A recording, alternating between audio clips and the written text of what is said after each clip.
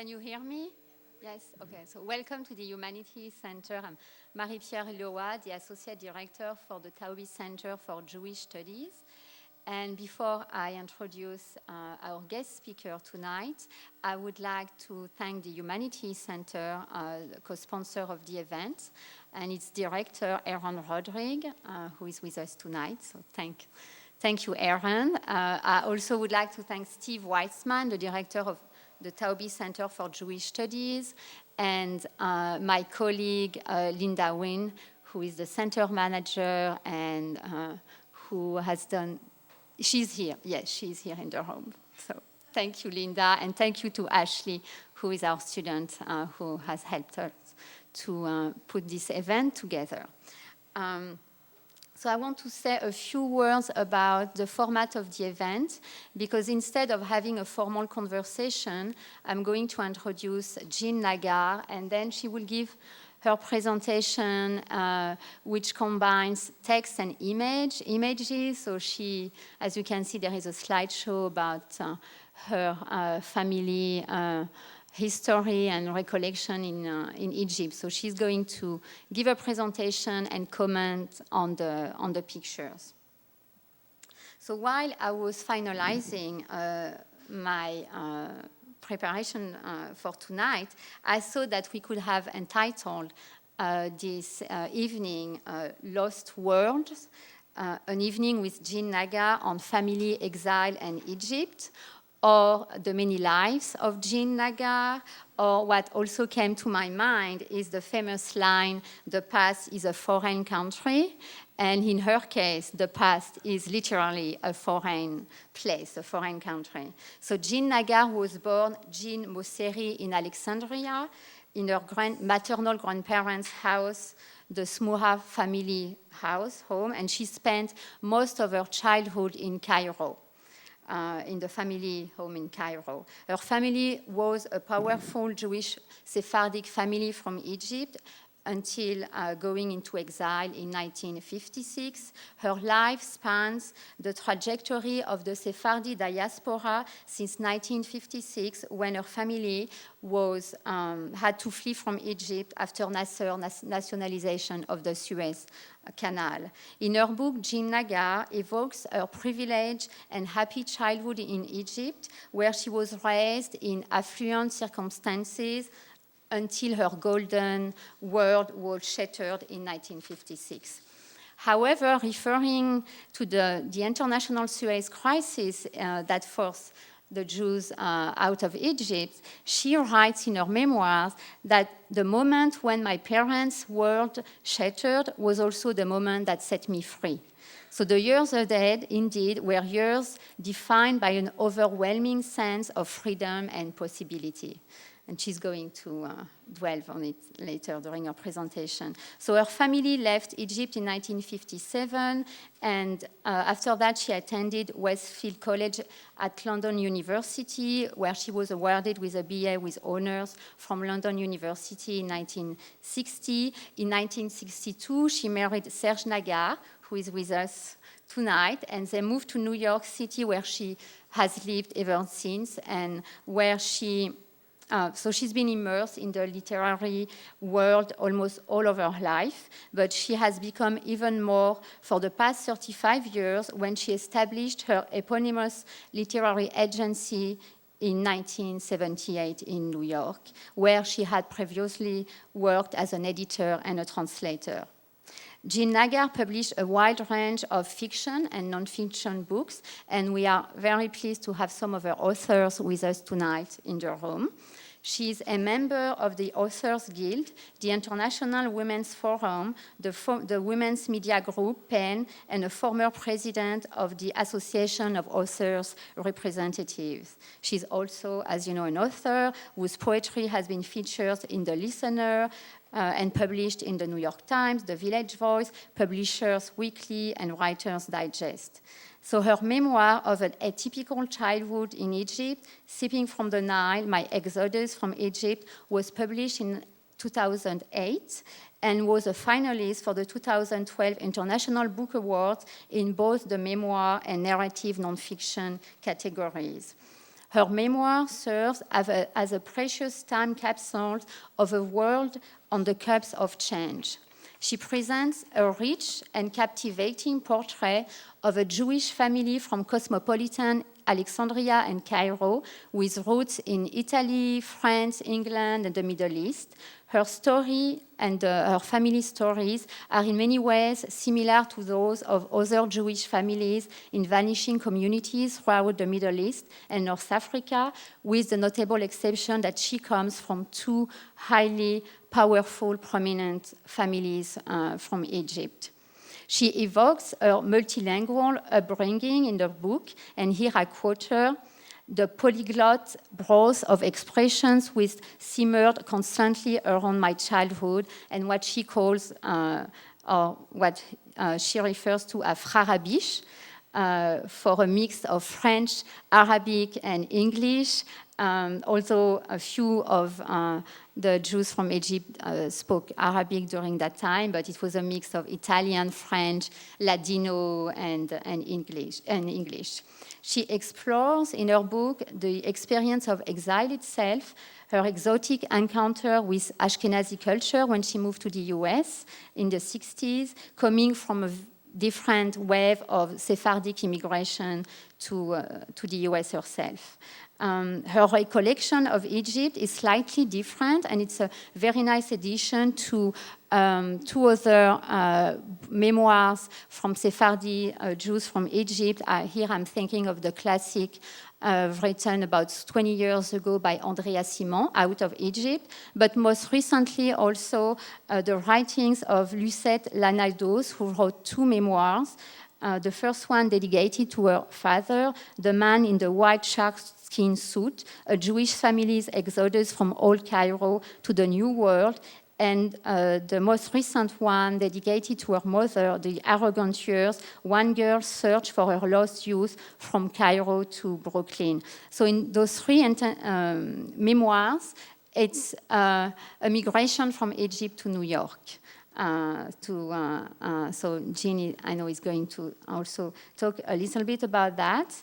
In her memoirs, she brings to life some of the multiple voices that have not been really fully integrated into sophisticated narratives that make up the history of the Jew, of the Sephardic Jews, but of Jewish history in general. So without further ado, please join me for what promises to be a stimulating event with a true cosmopolitan, Jean Naggar. Thank you.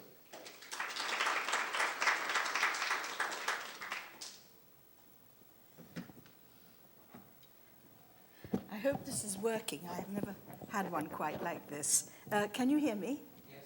Okay. Thank you very much, Marie-Pierre, for that lovely introduction.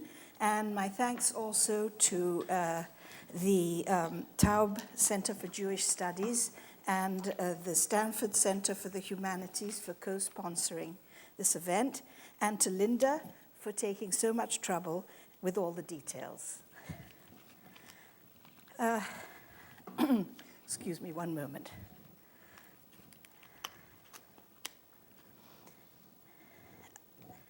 I'm here today to share with you my memories of an Egypt that has disappeared, except in the minds and hearts of its exiled Jews.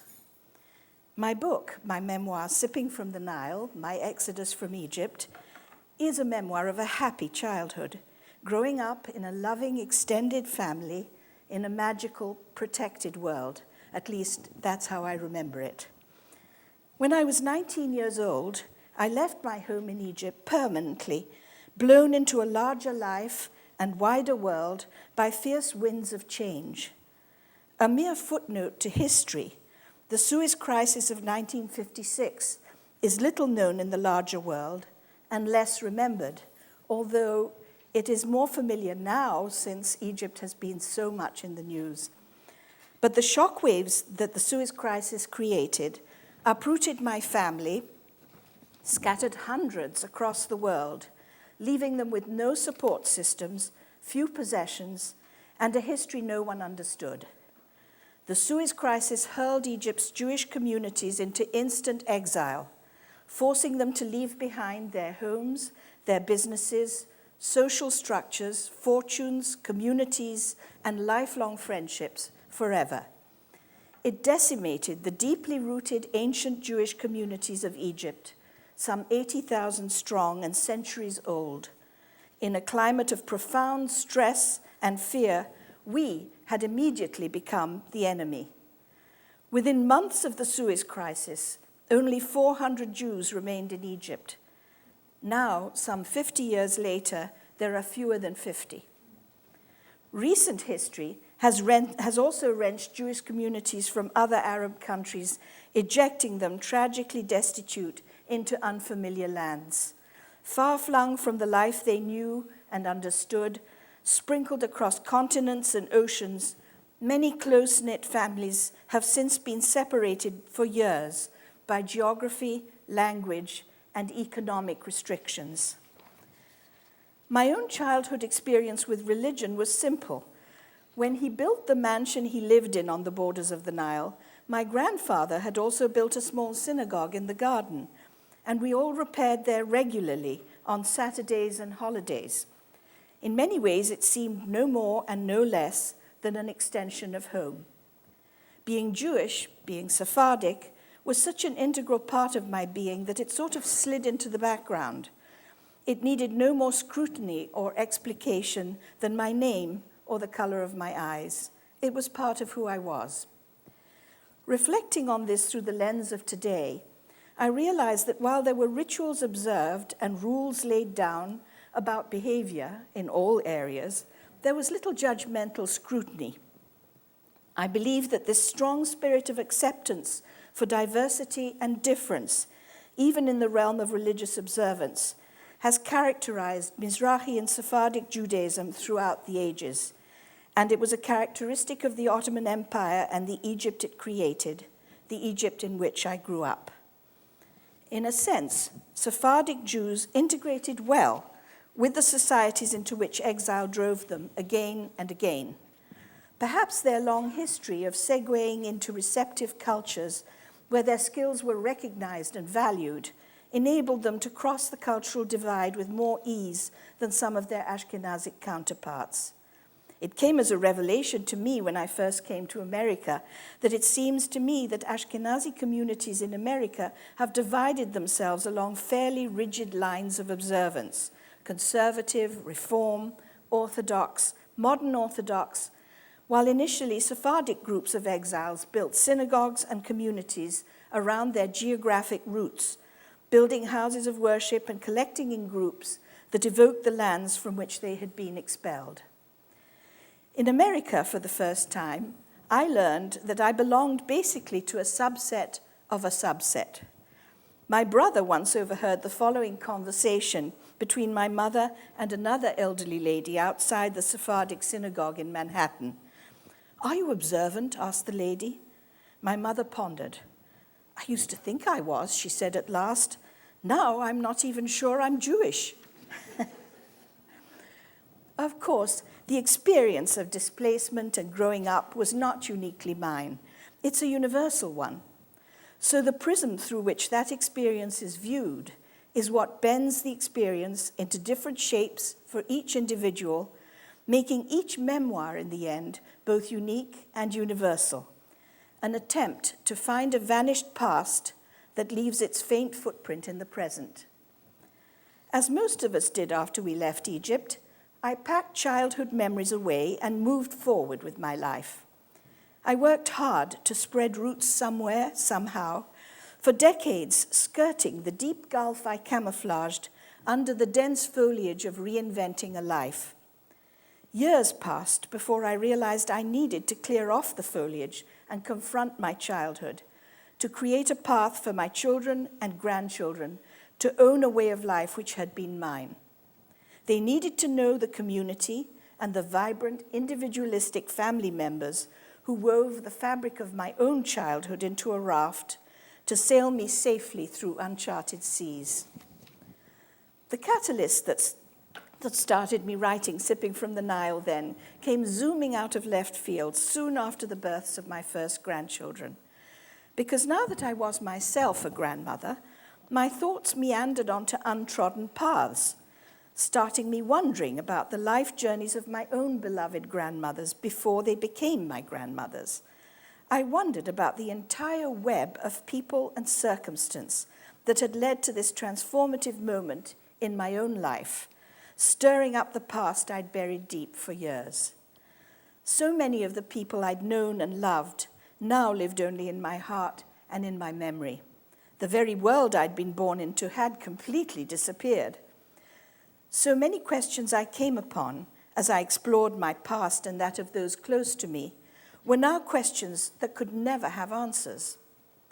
I understood with distress that the world I had known as a child had disappeared forever, and that my grandchildren would be growing up so distant from me in generation, time, and space that they'd never be able to imagine the childhood I had experienced. How could I give them a sense of those people I had known and loved, whose lives led directly into theirs, I wondered? How could I explain to them that the choices and destinies of those people had woven the fabric that provided the texture of mine? It seemed increasingly important to write them back into being, to preserve their vibrant personalities and idiosyncrasies, along with the rich and complicated worlds in which they flourished. My grandchildren held the key to the future, but I held the key to their past, and I wanted them to be able to find it if they ever went seeking. As we age, most of us find that the gaps that separate us from younger generations widen slowly and steadily with the passing years. But I realized that for me it wasn't a gradual changing of the world as it moved through time. In my life, there was one climactic moment when the secure, seemingly immutable world of my childhood crashed and burned, leaving only ashes of memory and the pain of loss. I found an Arabic proverb that offered some food for thought. He who has lost sight of his past has lost himself. I had no awareness of having lost myself until I re-entered my childhood world and found myself again. My crowded New York life so thoroughly engaged me, and I was so deeply involved in rebuilding my life that there was no time for introspection and no energy left for dwelling on the past. I moved to Manhattan in 1962, recently married, and eager to embrace the new life that required so much of me. I had become a wife, then a mother of small children, later the founder and primary agent of a busy literary agency, where for years I plunged heart and soul into the work and needs of my authors. I rarely saw my family, scattered widely across the globe like thistledown after leaving Egypt, but I knew they were there, somewhere else, across the ocean, waiting for the next time we could get together. And I felt that my childhood was in their keeping, allowing me to forge ahead into a very different future, comfortable in the knowledge that somewhere, somehow, they held my childhood safe. That childhood had been cushioned in wonder and happiness. I grew up in Cairo in a large mansion on the banks of the River Nile, in a multi-generational household of adults. I was an only child for 5 years, and we lived with my grandmother, Jeanne Mosseri, and my maiden aunt Helen. As Marie-Pierre pointed out, many languages flowed around me and were interchangeable, depending who was having a conversation with whom. English and French were the primary means of communication, but Italian came in a close third, followed by Arabic, Hebrew, and Yugoslav, which was the language my nanny Vera and my grandmother's personal maid Marietta spoke. Although separated by many years, they had both come to work in Egypt from the same village, Gorizia, near Trieste, the border between Italy and what was then called Yugoslavia. My brother, my sister, and I thrived in close relationships with a large, warm, extended family of parents, grandparents, aunts, uncles, and cousins. My mother's parents lived in Alexandria, so in the summers, our lives expanded to include the beach life of Sidi Bishr. I'd like now to read you a brief passage from the early pages of my book, which I hope will give you a sense of the beauty of that time and place, seen through the eyes of the child that I was then. It foreshadows what was indeed to come. I knew from earliest childhood that the world was a dangerous place, even though circumstances and my parents collaborated to shield me from that knowledge. The walls of my nursery were painted to a rough finish, covered in a pink-tinged stucco that caught the sunlight pouring in from tall windows and transmuted it into a delicate filtered glow. My bed, snug against the left-hand wall, had a pink painted headboard with fuzzy lambs and bunnies frolicking in the center. In the next room, within earshot of a squeal, my Yugoslav nanny Vera slept among pale blue furniture, guardian of the bathroom and the toy cupboard, an open door between us. Nonetheless, from a young age, I was convinced that monsters lurked under my bed at night, and that only by hugging the wall with my back to the room, my cheek and small body pressed up against the wall's rough cold, could I be safe. Moreover, it never occurred to me to discuss this with anyone. These were my monsters, and I had devised a way to keep them at bay. It was somehow clear to me, although I never articulated it even to myself, that my mother had many more fears than I, and that if I once opened the door to hers by telling her mine, my perfect world might permanently become a dark and fearsome place. Like all children, I accepted the family and circumstances that encompassed my childhood without wonder or question. An only child for close to 5 years, I thrived on the love and undivided attention of my parents, my grandmother, with whom we lived, and my maiden aunt Helen, whose rooms adjoined the nursery wing, which was home base for Vera and me.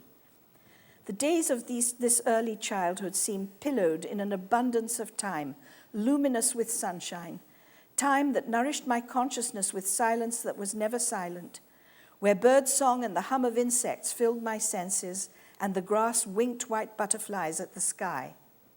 In the garden that surrounded the majestic home that was the house that was home to me, I bent small legs to come even closer to the intricate maneuverings of ants and beetles finding their way among a forest of grasses. While Vera sat nearby, I wove tiny pink and white daisies that peppered the stubbly grass into patterns on the seat of a garden chair. Once, a black snake, weaving its slithery way behind the pots, caused grave consternation. The head gardener, his grubby white robe flapping as he ran, summoned the 2 chauffeurs from their somnolent stupor on chairs in front of the garage. His guttural alarm galvanized them, and suddenly there was a cacophony of voices, sticks beating a dull music on the baked earth pots, and finally a shout of triumph as someone held up an incredibly long, ominous, flailing serpent. I, the small girl of the house, watched in horror and was never to lose my fear of snakes. The black snake's skin hung for a long time on a nail in the garage. I averted my eyes whenever I ran past and gave the flower pots lining the walkways a very wide berth. The pots, I now knew, hid danger, despite the bold allure of their brilliant flowers. The snake, invisible, unknown, unimagined, had been there all along. My father's Messeri family came to Egypt via Italy, having fled the Spanish Inquisition of the late 1400s. Prosperous merchants in Toledo, they settled in Livorno, Italy, reinventing themselves and trading across the Mediterranean. A branch of the Messeri family decided to move to Cairo in the late 18th century, where they quickly adapted to the way of life and embraced the multicultural, post-colonial, cosmopolitan society they found there.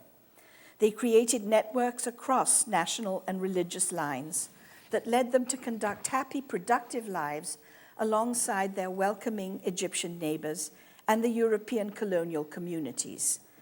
In time, they went on to become upstanding figures in the community, respected financiers, bankers, jurists, lawyers, and journalists. There are many achievements enabling them to undertake the establishment of hospitals and orphanages, community centers, schools, and synagogues. They intermingled with sultans and princes and became deeply embedded in the social and cultural life of their adopted land for over 200 years. Someone recently sent me the following passage, which they discovered in Wikipedia about the Jews from Egypt. By the 20th century, the Egyptian Jewish community was very diverse. Some Jews were completely Arabized. Others were educated in French and spoke it at home. A prominent minority were very wealthy and belonged to Egypt's cosmopolitan elite. They had business alliances with many of Egypt's prominent business families. For example, Muhammad Mahmoud Khalil Bey was called by his friends Muhammad Mosseri because of his close ties with the Jewish Mosseri family. This is in Wikipedia. My mother's Smuha family had deep roots in the Middle East, probably going back to the first diaspora. Her mother came from Damascus, Syria. That's a sad story. Her father was born in Baghdad, where his family lived, probably going back to the time of Nebuchadnezzar. Joseph Smuha was a devoutly religious man who raised his family with Victorian rigor. His charity was boundless, but in keeping with his beliefs, it remained between him and the many he helped, and the many ecumenical organizations he funded never bore his name. My grandparents met and married in Manchester, England, and began to raise a family there.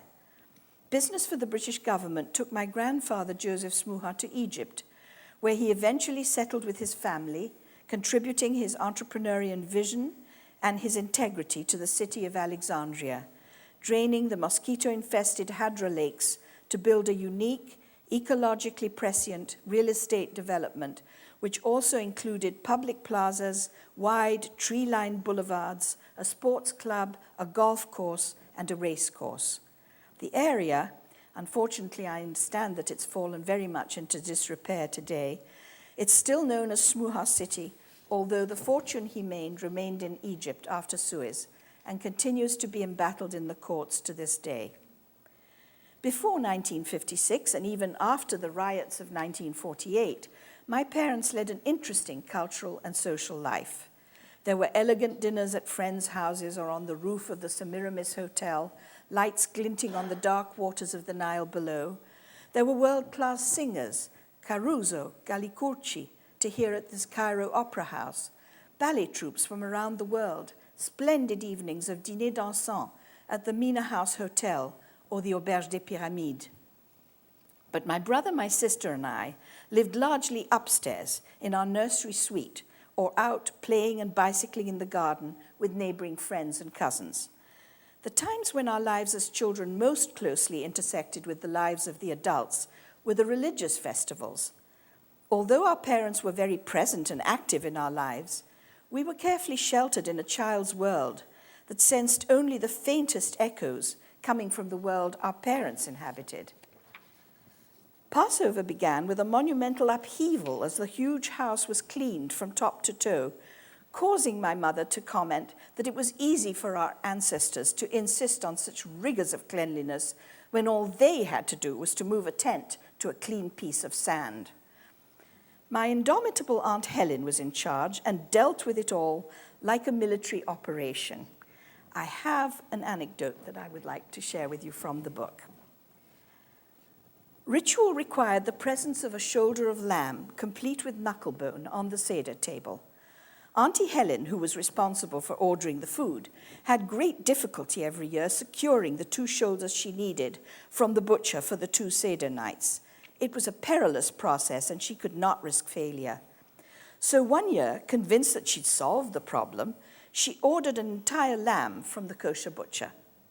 "Look what that Ibn el-Kelb, that son of a dog, did to me," she wailed when it arrived, reduced to the ultimate Arabic insult in her despair.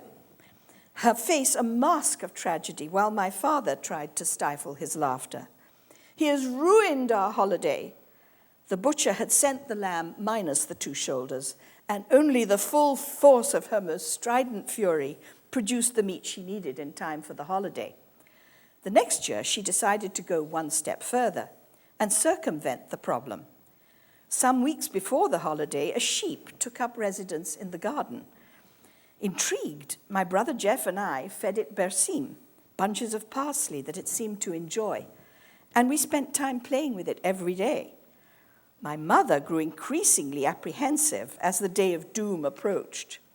Afraid of the irreparable damage that the truth might inflict on the delicate psyches of her offspring, She carefully instructed all the house staff, my father, my grandmother, and my aunt, that no one should make the connection for us between the pet that had mysteriously disappeared and the tender brown roasted shoulders of lamb that would soon be set out on the Seder tables. The night after the sheep's disappearance from the garden, Vera, in despair, summoned my mother to our bedroom long after bedtime. "I don't know what has happened to the children," she declared. "I can't get them to listen. You need to come at once and help me to calm them down." My mother followed her back to the room and found my brother Jeff and me jumping happily on our beds on either side of the room, shouting something to each other that convulsed us with giggles. With mounting distress, she listened to what we were shouting. "Fin il kharoof, where is the sheep?" one of us would say, and the other would respond in sepulchral tones, "Fil talaga," in the icebox, a response that set off hysterical laughter. Again, so much for our delicate sensibilities. The one person she had forgotten to caution was Aboudi the gardener, who had grinned wickedly as he responded to our surprise at finding the sheep gone from the garden. Egypt, then, was as diverse, sophisticated, and culturally open as New York City is today. There were Italian, Greek, Armenian, Turkish, Syrian, and Lebanese communities dating back several generations, and flourishing, respected Jewish communities. Some could be traced back to the time of Maimonides, because writings, letters, household lists, and other means of everyday communication were discovered some years ago in an attic above the synagogue in Cairo. These gifts from the past brought fabric and dimension to the long history of Jews in Egypt and to our intimate knowledge of the medieval world. Much of the unique Geniza collection is housed at Cambridge University in England and includes a group of writings known as the Mosseri Geniza, discovered by my great-uncle Jacques Mosseri, who was fascinated by family history and by extension by the history of Sephardic Jewish communities. My great-grandfather, Ezekiel Smuha, that's my mother's family, had worked as a trusted courier for the British, conveying gold across the desert for the British government. He became a British citizen in return for long and faithful service, and when my grandfather Joseph decided to leave Baghdad and seek his fortune in Manchester, England, it was a relatively easy transition. I want to read you one more tale from the book, Sipping from the Nile, about my great-grandfather Ezekiel, just as my mother told it to me.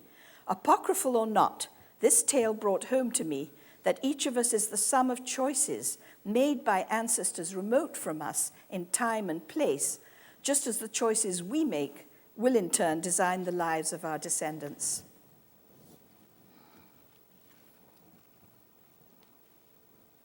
Ezekiel Smuha was an intriguing man of whom many tales are told. He was, it seems, given to prophetic dreams. In one family legend, he was young and restless and had been traveling through the countryside for some time, looking for work or adventure. Night fell, and he stopped at an inn to rest. He was soon fast asleep in his bed, his donkey stabled in the area below the inn. Restless in his sleep, he dreamt that he heard a voice calling him to get up and leave at once. Danger was coming. He woke with a start and sat up in the bed, but the voice still rang in his ears. He ran to the window, but he saw nothing. Still, the voice had been so insistent, the dream so vivid. Reluctantly, he crept downstairs, hoping no one would hear the creaking, unhitched his donkey, led him out of the stable, and rode him into the forest nearby. He hid in the forest, listening to the night creatures rustling around him. But the donkey, incensed at having been disturbed in the middle of the night, began to bray, and fearing for his life, Ezekiel killed him. In the morning, he walked all the way back to the inn, convinced in the clear light of day that he had done a foolish thing and slaughtered his donkey into the bargain. But when he got to the inn, footsore and hungry, he found it silent. All its occupants had been murdered in the night. He alone had escaped. I am aware with something approaching awe that had he turned over and gone back to sleep that night at the inn, not only would my own existence have been eradicated from possibility, but because of the achievements of his son Joseph, Alexandria would have been a far different city from what it is today. The path that destiny takes is only clear at the end of the ride.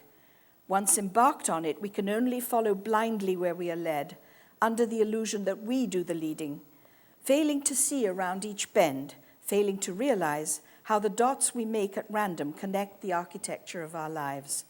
We never fully understand what each of our choices and decisions might mean in the overall blueprint of our lives or in the circumstances we create for children yet unborn. It's all part of the mystery we live, where we are given only clues and the ability to dream. So I had grown up in that large, extended Sephardic family with deep cultural roots in Italy, the Middle East, and England. I had attended English elementary schools in Cairo, went to boarding school when I was 13, Rodin School in Brighton, England, as had my mother and her sisters. I had vacationed in Switzerland and dreamed of going to Cambridge University. The Suez Crisis of 1956 put an end to that life and that world. From the memoir, all of our history changed irrevocably that dazzling sunny day as I stood on the stone terrace outside my bedroom and watched the world of my childhood ripple away, drowning in the heavy gray waters of the Nile. Like a submerged Atlantis, it would shimmer faintly under the swell of life, invisible, untouchable, lost. When President Gamal Abdel Nasser of Egypt nationalized the Suez Canal in fall of 1956, British and French troops, joined by Israeli forces forging across the desert, came together to advance toward Cairo to protect free passage through the canal. Suddenly, the world of politics, economics, and war came blundering through the delicate protective fabric that had sheltered my world until then. Unfortunately, Secretary Dulles of America and the Security Council of the United Nations, fearing threatened Russian intervention, called an immediate halt to the operation, and the British, French, and Israeli troops retreated without resolution before reaching Cairo, but they left a dangerous vacuum. Instantly, thriving, deeply rooted Jewish communities, as well as the British and French expatriates who had made Egypt their home in a post-colonial world, were left exposed to the unknown. They had all contributed broadly to the cultural and economic richness of the country. But while the British and the French had other homes that beckoned to them, as Jews, we understood that we were now strangers in our homeland, unwelcome in our lives, vulnerable to whatever retaliations the Egyptian government might devise. We saw ahead of us only the ominous shadow of the horrors of Nazi Germany. We realized that we were trapped without protection in a country outraged by the Israeli participation in the aborted invasion. We listened with growing anxiety to the exhortations of the muezzins egged on by the radical Muslim Brotherhood as they echoed throughout our peaceful residential neighborhood at every hour of prayer, replacing the stutter of anti-aircraft fire. So the year of Suez, then, is the moment that defined for me and for my family, as well as for countless others, an indeterminate future, and that severed us definitively from the past. Happily, the violence would never escalate to the level of the terrible tragedies of World War II, but who knew that then? Awareness of the fate of Jews in Europe and the inability to see what would follow brought its own trauma. Jews in Egypt had been devastated by the rumors and tales flowing out of Europe during the Second World War, but were miraculously sheltered from the immediate horrors of the Holocaust, although the Nazi threat came very close. I was only 4, but I remember hearing the guns of the Battle of El Alamein and finding bits of shrapnel in my Smuha grandparents' garden as I played with my cousin Brian. My brother Jeff was born to the sounds of battle on the day of the Allied victory at El Alamein. While the threat must have kept our parents and grandparents awake at night, and while I much later learned that my grandfather had been designated for the first public hanging of a Jew when the Germans planned to sweep into Alexandria, as they were certain they would, I was too young to be aware or to comprehend any of it.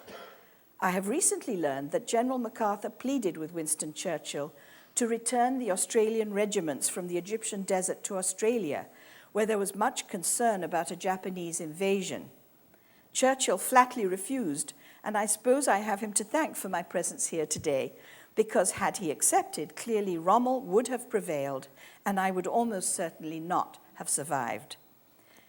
In 1948, with the emergence of the State of Israel, the balance between Arabs and Jews underwent a profound change. In 1956, I watched my father become unwelcome in his own life. An official summoned him to government offices to pick up an expulsion notice to leave Egypt immediately. Glancing at the address, my father was dumbfounded by the irony, compelled to leave his homeland and the life work of 5 generations forever. He was summoned to offices located on the very street that a grateful Egyptian government had named for his father. With the expulsion of the Jews from Egypt in 1956, centuries of Jewish heritage and a long history of peaceful interaction with Arab neighbors was dealt a death blow. Together with the French and the British, the weave and warp of Egypt's structural and multicultural fabric disappeared overnight, never to return, leaving economic chaos that reverberates to this day. Most were expelled. Some left of their own accord, dispossessed, thankful to have their lives intact, however precarious those lives might have become. Along with the attendant stress and fear came the loss of personal dignity, personal possessions, small and large fortunes. These were some of the consequences, but these were only a small part. Far greater, in the end, was the total disruption of family life as we knew it.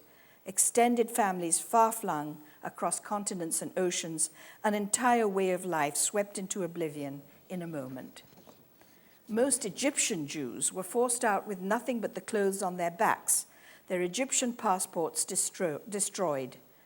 Known as apatrides, stateless, they were hurled into a world they hardly knew, with no material possessions, no papers, no nationality, and nowhere that wanted them. Our Italian passports and international family culture helped to cushion the shock. We were among the fortunate.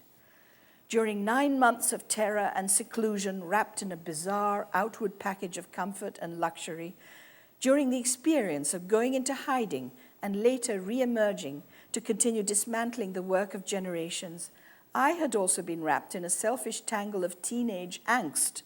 Was this the end of a life that had not yet begun? Would I ever find a life, a love, a future? I was 18. Life should have been beginning, but it felt like an end. I stand between 2 distinct family cultures, both filled with a vibrant history that influenced the worlds they inhabited, both rich with colorful characters. As I began to open pathways to let the memories in, and as I began to record the past, I came to see that even to the sophisticated experience of my New York Jewish friends, what I had lived was different and unusual. But the more I tentatively shared my world with others, the more I came to realize that there is also, above all, a universality of life experiences that transcends the differences. Because all of us in America are exiles in some way, or the children or grandchildren of exiles. Every life, in the end, is a universal tale of reversals and transformations shaped by the storms of politics, economics, and history, wars, and losses. And I feel it's important here to stress that my memoir, Sipping from the Nile, is not a history. It doesn't trace the forces that have led to the Egypt we read about every day in the news, although it's my firm conviction that the seeds of those forces for change were sown when Gamal Abdel Nasser discarded a huge multicultural layer of Egypt's cultural and governing elite in one fell swoop. It's also not a travelogue for the Egypt of today. It's a very personal book about a life, my life, in which I have tried to be true to an unusual world gone forever, to the facet I inhabited of an ancient Jewish community that has since been scattered to the 4 winds, to the people I loved who were that world, and to myself. The contrast between the idyllic life remembered by the child and the scattering and destruction of that life is immense. That's why in my memoir I chose to focus on my childhood memories, with a few brief glimpses into the future that has been mine. Because I do also have my love story. I married the boy next door 50 years ago. Had I gone up to the roof of our house in Cairo, I could have seen my husband's grandmother's house where he grew up. But destiny hides its face until it finds the right moment in time and space to reveal itself. He and I followed many different paths in different countries before we met again. We returned to Egypt once with our 3 grown children in 1990 and were able to visit the house that my grandfather built, now the residence of the Russian ambassador. Unfortunately, my husband's childhood home had been razed to the ground to make room for a bank. A few months ago, I wrote a short piece entitled Seder Night in Egypt, 1957. In a way, it encapsulates much of what this all means. Here are the last passages from the piece.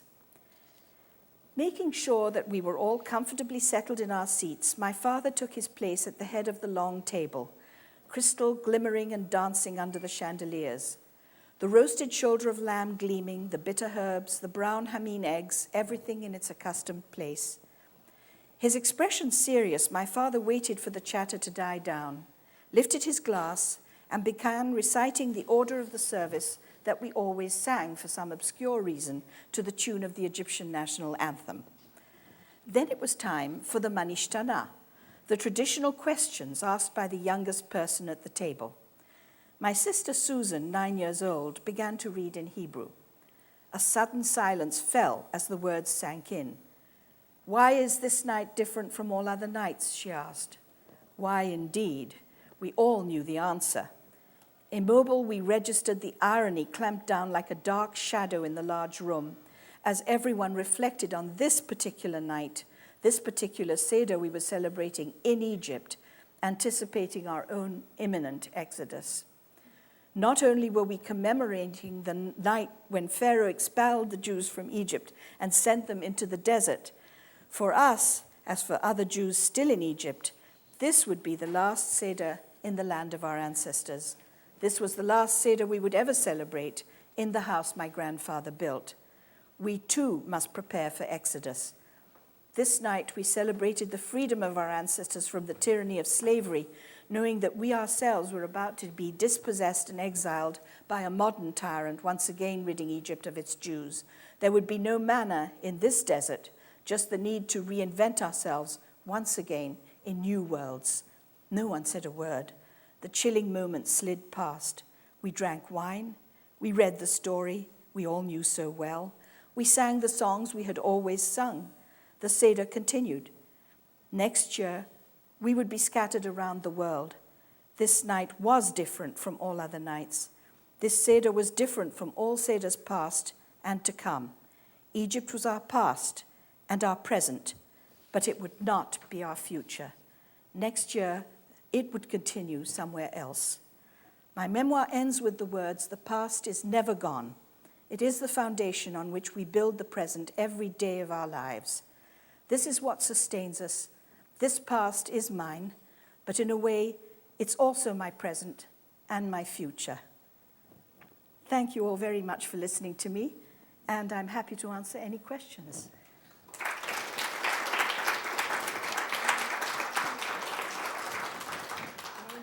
Before answering any questions, I'm sure the audience Oh, would love to okay. hear a few words about You want to know who's who? and- Who's who? This is my Smuha grandparents' wedding in Manchester. This is my Mosseri grandmother, Jeanne Mosseri, who I lived with for many, many years. She was a lovely woman, very absent-minded, and there are many anecdotes and jokes about that. Well, I tried to give enough time to be able to say something, but I think I gave a little too much. This is the downstairs hall with the stairs leading up, and then they branch off and lead up to the upstairs. And that's what we used to call the mezzanine. It had a stained glass window, and it's mentioned, it's a character in the book. It's in Cairo. In Cairo, yes, that's where I grew up. And these are the stairs that branch out and go upstairs. And there's actually a funny anecdote in the book about this, about my father when he was a young man with two cousins. And they had gone out carousing, I suppose, at night, the three young men. And they came back, and one of the cousins had a father who was very, very severe. And he was mortally terrified of him. And so when they came in, he said, no, you can't turn on any lights. We're just going to creep up there. So they crept up the stairs, but towards the top of the stairs, there was a metal planter. And yes, they bumped into the planter and sent it rattling down all those stairs. And he really got it the next morning from his father. This is the house when it was first built, with barges on the Nile in front. It was really in Giza, which then was a sort of slightly secluded suburb. Not really a suburb, it was on the outskirts of Cairo. Now it's all built up. This is my Smuha grandparents' family.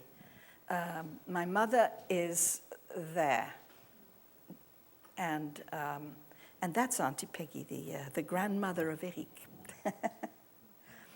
And that's my mother in a Nina Ricci gown. My father, and we were noticing the telephone recently in this picture. He's at his father's desk. He lost his father when he was 23, and he was supposed to be a lawyer, but his older brother died 6 months earlier, and suddenly he found himself catapulted into, handling this bank and with no background. And there he is looking slightly startled, I think. That was me in the garden, playing in the garden. And that was a lodge there, which lodged someone that we used to call the, what do we call? I forgot. Anyway, there was a guardian who lived in there and who wouldn't open the gates, the Boab, that's right, wouldn't open the gates until, he knew who was coming in. But there were iron gates, some of them overgrown with ivy, which you can see there.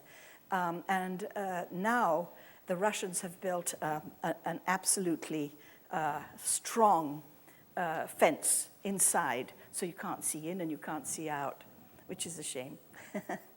That's my Maseri grandmother with 5 of her granddaughters. My little sister hadn't been born yet, and I'm the one on her knees. But I love that picture because it's got the women in the background with the pots on their heads. That's the house, more or less as I remember it, many years after it was built. I was just going to say that my bedroom and the balcony where I reflected is there. My Smuha grandparents on their wedding day, and that's my mother's beautiful handwriting. Rosa, yeah. This is my 3 children in 1990 when we visited Egypt. My Aunt Helen, the one who had to organize the Passover every year. This is a very significant picture because this actually, my grandfather's birthday was supposed to be the 1st of January. Nobody really knew when he was actually born, my Smuha grandfather. So we all celebrated on the 1st of January. And we used to go to Alexandria and gather. And every year after the lunch, everyone would go downstairs and there would be a family picture. And this was the family picture taken in January 1956, after which everything changed. This was my great-grandparents on the Maseri side were absolutely obsessed with their initials, which were everywhere on everything. And these are 2 of the things which we actually still have, with their initials. My father on the Mont Blanc, and his clothing, of course, is really interesting to us these days. And my Maseri grandmother, we think on her wedding day, not sure. That was me at Mina House, which is near the pyramids, and where they used to have rides for the children. This was our summer holidays. That was my brother, sister, and me. My father. My parents on their honeymoon in Luxor. My Smuha grandfather. And there we are back at the wedding. Didn't we start there? I think, yes. This was their wedding day. On the rooftop of a big Manchester hotel.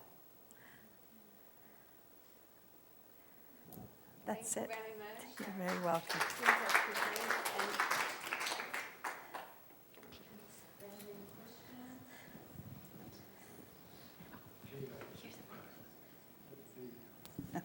The question that comes to mind is growing up as you did in, I would call it the lap of luxury. Yes. I've never known anyone other than you who grew up in a home like that.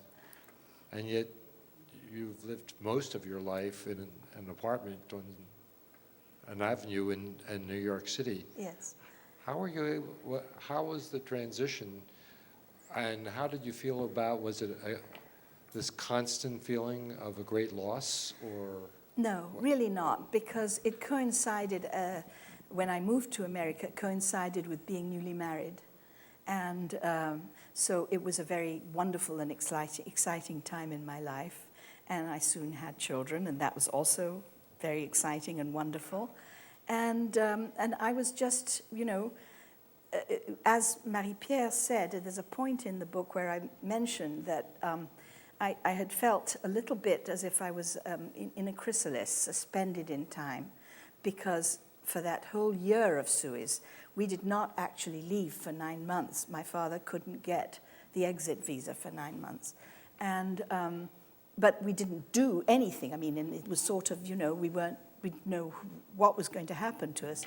And so it was for me, leaving and going to university and then getting married and going, it was a release. It was a release.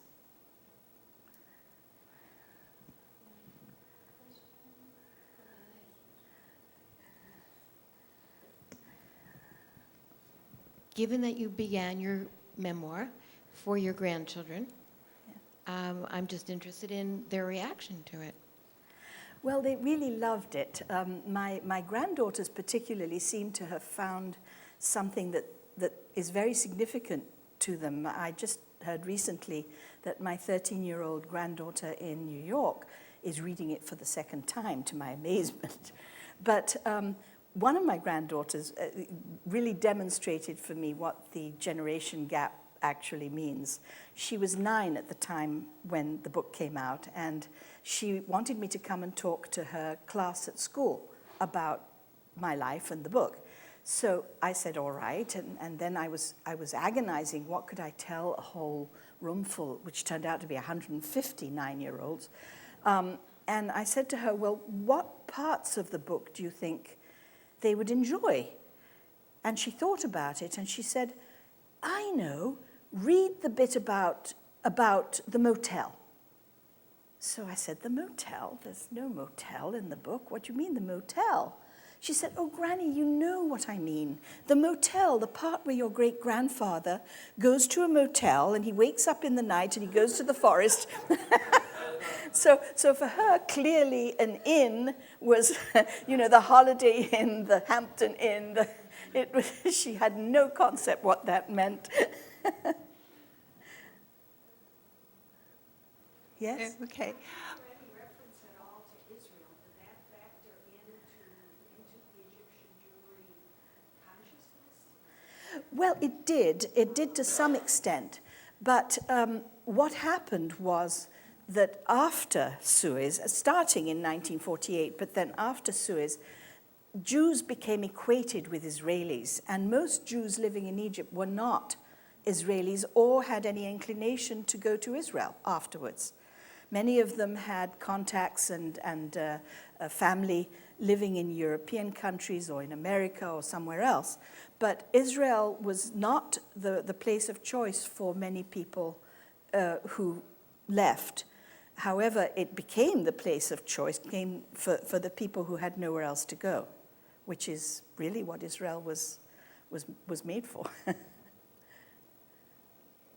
First of all, thank you so very much. It was a beautiful presentation, and I can really identify with it.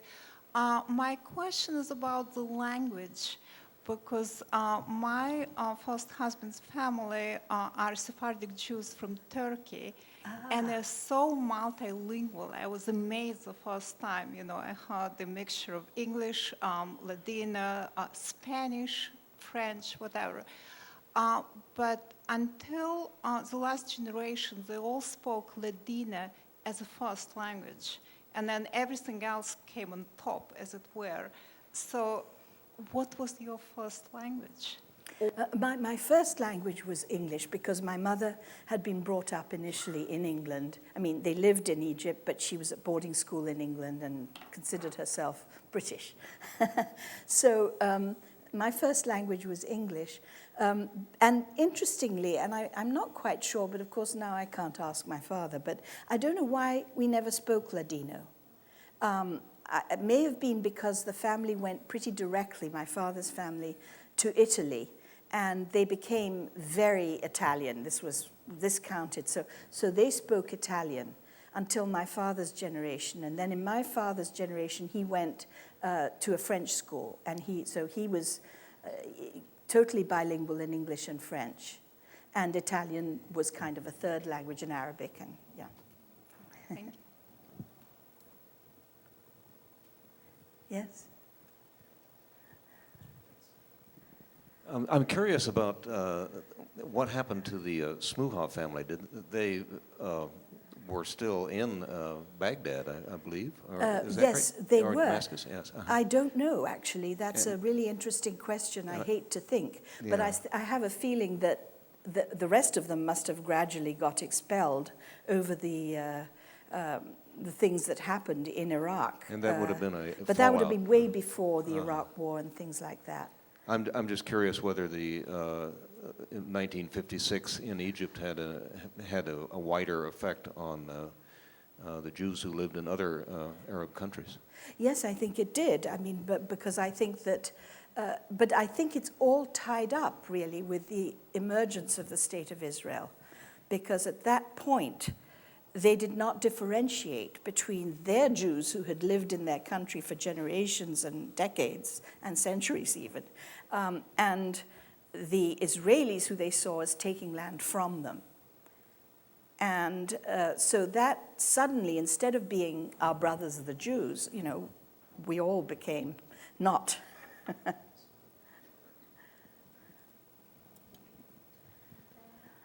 have a question about, you said at the end of your presentation that Egypt is your past and your present and also your future. So could you say a few words about what comes next? If you are Well,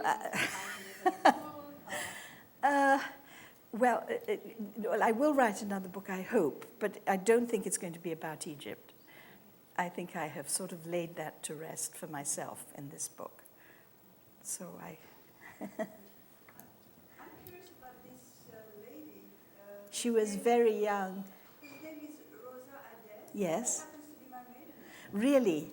Well, my grandmother used to say that in Arabic, ads means lentils. And she said the Addis family was like a handful of lentils that got thrown up in the air and scattered all over the place. I'm coming from Aleppo, actually. Your family? Came from Aleppo. I cannot believe what's been happening in Syria. It's very, very sad. Yeah. Is there any more questions? If not, Jean is going to sign books, if you would like to join us for the book signing. And thank you very much, Jean, for your Very welcome. Thank you. Were you pleased? I was pleased. I am overwhelmed.